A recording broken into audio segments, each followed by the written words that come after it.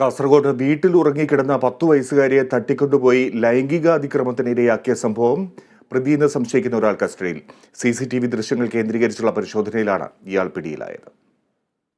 കുട്ടിയെ തട്ടിക്കൊണ്ടുപോയ കേസിലെ പ്രധാന തെളിവായ CCTV ദൃശ്യങ്ങളാണ് ഇപ്പോൾ പോലീസിന് ലഭിച്ചിട്ടുള്ളത്. ഈ പ്രതിയെന്ന് സംശയിക്കപ്പെടുന്ന ആളുടെ ദൃശ്യങ്ങളാണ് ഈ CCTV ക്യാമറയിൽ പതിഞ്ഞിട്ടുള്ളത്.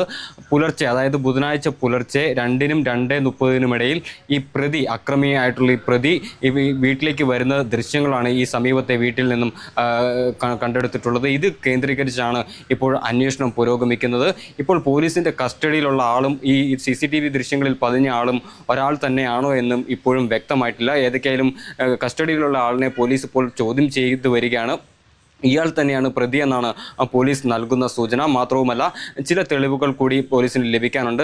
DNA ടെസ്റ്റുകൾ അടക്കം ഇപ്പോൾ അയച്ചിട്ടുണ്ട്. അതിൻ്റെ അടിസ്ഥാനത്തിൽ മാത്രമാണ് ഈ കസ്റ്റഡിയിലുള്ളത് പ്രതിയാണോ എന്ന് പോലീസിന് ഇപ്പോൾ ഉറപ്പിക്കാൻ സാധിക്കുകയുള്ളൂ. ഏതൊക്കെയാലും ഇതുമായി ബന്ധപ്പെട്ട് വലിയ രീതിയിലുള്ള അന്വേഷണമാണ് ഇപ്പോൾ പോലീസിൻ്റെ ഭാഗത്തുനിന്നുണ്ടായിരിക്കുന്നത്. എത്രയും വേഗം തന്നെ പ്രതി കസ്റ്റഡിയിലാകും, അറസ്റ്റ് ചെയ്യാനാകുമെന്ന ശുഭപ്രതീക്ഷയിലാണ് ഇപ്പോൾ പോലീസ് ഉള്ളത്.